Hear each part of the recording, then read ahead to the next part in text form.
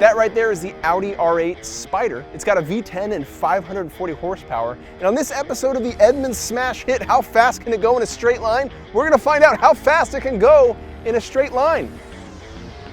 It's a descriptive title.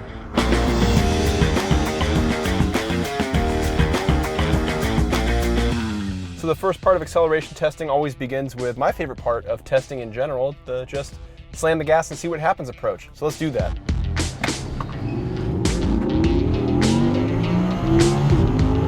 So, a little leisurely off the line there. We didn't get a super hard launch, but that's really fast acceleration for just turning the car on and mashing the gas. Next, we'll put it into the dynamic setting, turn on the sport stability control, and play around with launch control, which should make that pretty easy. We're gonna put the R8 in dynamic mode. I'm gonna hold the brake with my left foot, mash the gas with my right, and then release the brake when it seems like it's ready to go. I should put the traction control in sport too.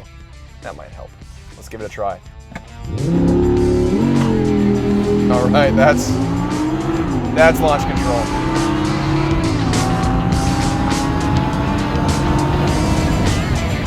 So that dropped significant time from the acceleration.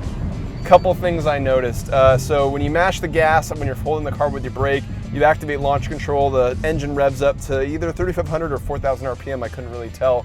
I wasn't paying that close of attention to it. The launch is a lot more aggressive. There's actually some rear tire slip, and that helps get the car moving faster because the engine's operating at a higher speed, giving the car more power to accelerate. In launch control mode, the gear shifts actually have a kick.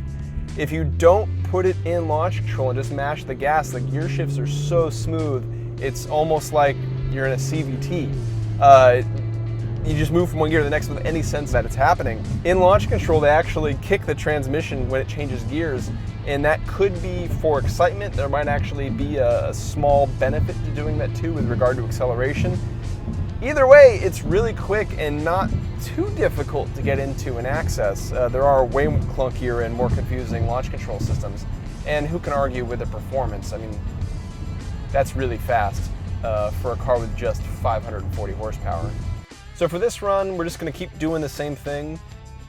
We already kind of know generally what the launch control is gonna make this car do. I might try something different, come off the brake a little bit sooner as we're getting into launch control and see if that helps at all, but let's just be honest, this is for fun.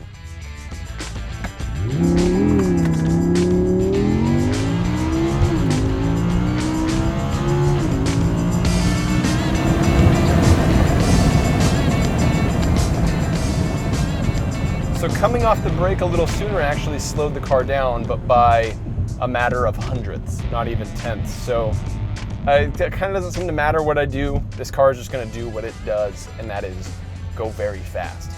This R8 V10, it's not even the most powerful one. They do a Plus that has 610 horsepower. But this, even with 540 horsepower, that's still a lot. That's still a lot, even though cars in this range have more power. Some cars do, at least.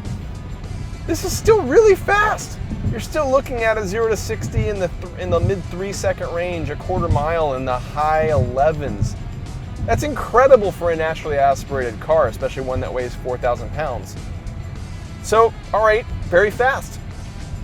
Glad we could find that out. Captain Obvious reporting that supercars are fun. Thanks for watching. If you want to see more, keep it tuned right here.